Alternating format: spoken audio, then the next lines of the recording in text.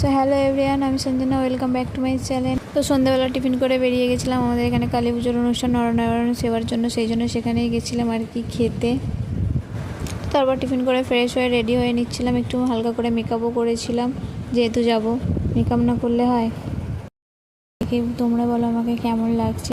তারপর চুলটা বেঁধে নিয়ে কানেরটা পরে নিয়ে শাড়িটা ঠিক করে পরে নিয়েছিলাম, নেওয়ার পর এবং এবার যাবো বেরোতে। তো এটা আমার ফাইনাল লুক, দেখো দেখেই বলো কেমন লাগছে, কমেন্টে জানিও। তো বেরিয়ে পড়েছিলাম, বেরিয়ে রাস্তা দিয়ে এত পরিমাণে গাইস লাইন, কি বলবো, এখান থেকে দেখাও তোমরা, আধা ঘন্টার ওপরে অন্তত লাইন দাঁড়িয়ে থাকতে হয়েছিল আমাদের।